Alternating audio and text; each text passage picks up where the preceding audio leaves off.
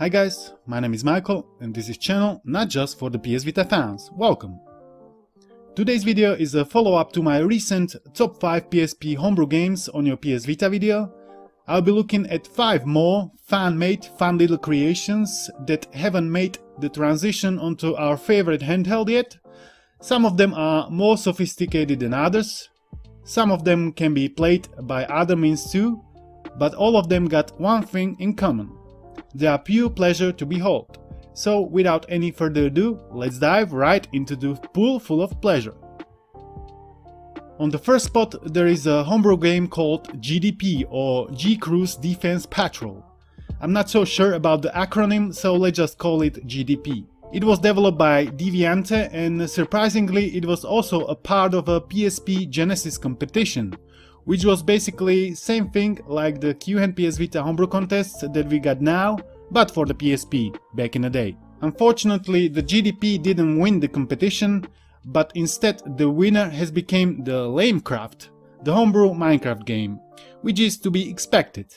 What is not to be expected though is the cash prize of 1900 bucks, which is pretty sweet amount for a homebrew contest. Well done guys! If you are wondering about second and third place, there was Pro Custom Firmware on the second place and Downgrader on the third place. Now let's get back to the GDP.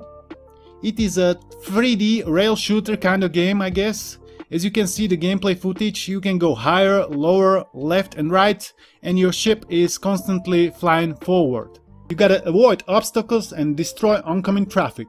This homebrew is graphically very impressive and holds up as one of the best looking PSP homebrew games to come out thus far. Old school gamers who remember the gem from Nintendo called Star Fox will surely fall in love with this title. I am an old school gamer. I don't remember playing Star Fox though. Nonetheless, I felt in love with the GDP, therefore I'm putting it on this list and recommending to all of you. If you are interested in it, it's about 35 megabytes in size, and I will leave some links for downloads down below. Feel free to check it out.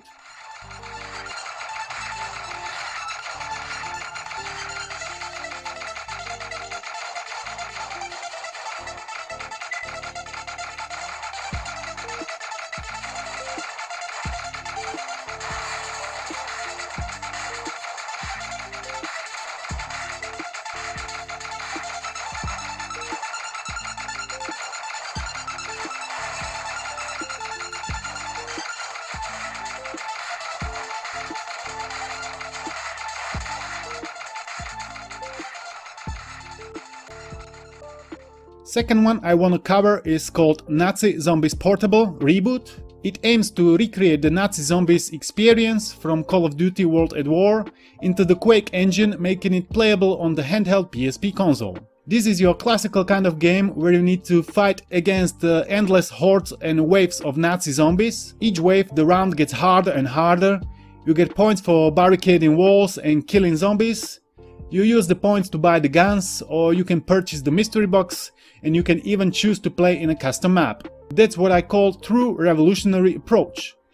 Even though there are already very similar homebrews available on the Vita, for example Zombiebound Reloaded, which is basically the same concept, I feel that Nazi Zombies Portable deserves a place on this list, as that's where it all started, and mostly because of that it is included in here. The controls are a bit finicky and they need some getting used to, but overall experience is very delightful. The size is around 250 megabytes. Feel free to give it a try. By the way, if you enjoy the content, sub to the channel would be greatly appreciated.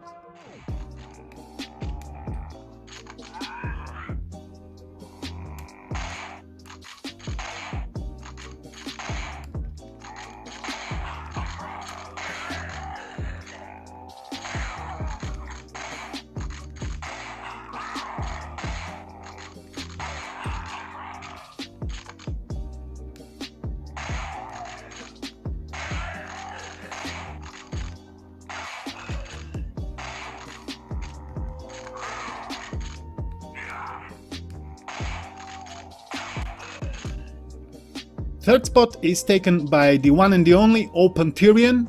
It is an open source port of the old school DOS game Tyrian. Tyrian is action-packed vertical scrolling shoot 'em up. in which the entire screen is ablaze with action. Featuring multi-level parallax scrolling, huge enemies and weapons, full-screen animations, this shooter can take on the best games of its type on any other platform. Pretty bold claims, I know, but rightfully so, as the Tyrian is a very catchy game even for non-shoot-'em-up fans like myself. I especially admire the graphics. They are simple, but there is a lot of emphasis on the detail, and obviously what I like most are the many different power-ups that you can acquire along the way or along the flight, and they will alter your ship into a powerful, unrecognizable beast. And you'll certainly need every ounce of firepower you can get once you reach the humongous enemies within Tyrian. They present the absolute challenge that you need to face head-on without any hesitation in order to get through them. The game size is just 25 megabytes, and I can endorse this open source project even to non-shoot-'em-up fans, as I'm sure they will find some pleasure in it, same like I did.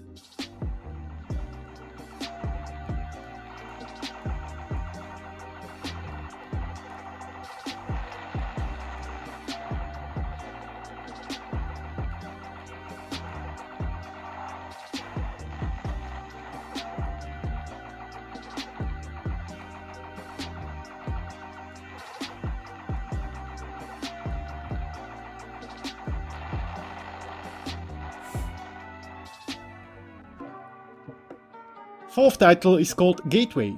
I'm a bit puzzled what this game is meant to represent, as according to info I found it is meant to be some kind of portal kind of experience. As you can see here at vololo.net, it says it is a 3D shooter and it brings Portal-like game to the PSP, and it will have completely custom storyline and content. As usually it uses modified Quake engine, and it even says Quake on the forefront of the structure when you launch the game. I haven't played all of the Quake games out there, but I don't recognize this first level, so I don't believe it is like a Quake port or something, but rather I suppose it is some kind of mishmash of everything. Yes, you can carry portal gun in here, you can even create portals and travel through them. However, there are no puzzles to solve, and there are myriads of vagabonds to slay, therefore normal shotgun is much more useful in this scenario. The controls again are swapped, so you are forced to strive with the right joystick and aim with the left one. As soon as you can get used to it, I guarantee you will enjoy the Gateway same way I did. The size of the game is 180 megabytes. In case you find it intriguing, don't hesitate to check it out on your PS Vita.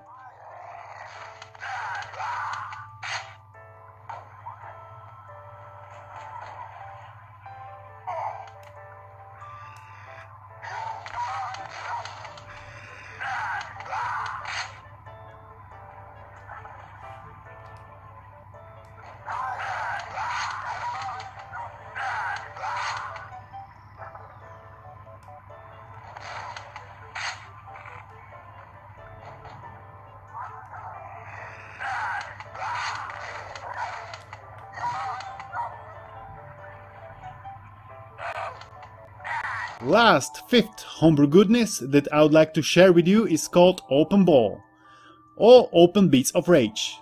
It is a freeware 2D fighting game engine designed by wonderful folks over at the Senil team. It was initially released as a video game tribute of Streets of Rage 2 with characters from King of Fighters.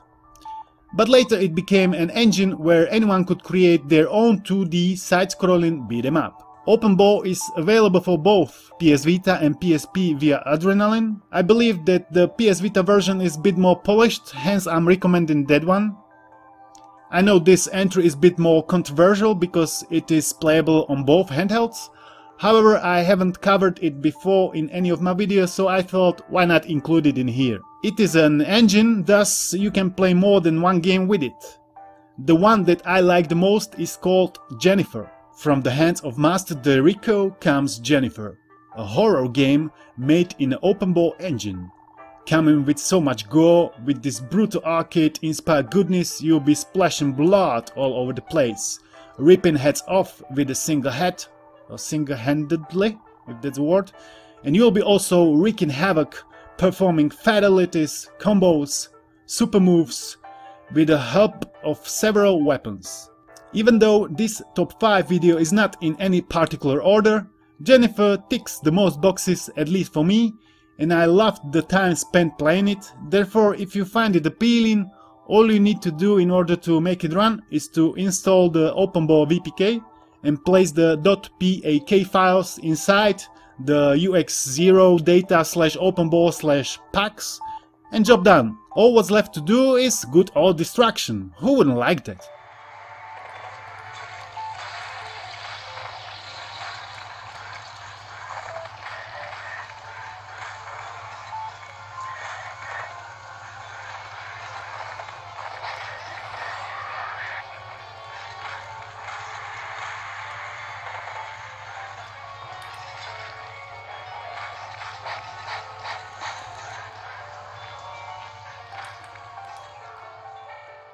And what about you guys? What game do you like the most?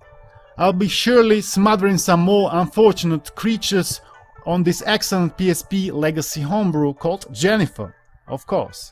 The top 5 has come to its final stage, where I will tell you, if you enjoyed the video, please give it a thumbs up and share it with other PS Vita enthusiasts. It means a lot to me and to the YouTube algorithm. Sub to the channel means you most likely won't miss upcoming content, so thanks for watching, and I'll see you in the next one. Peace.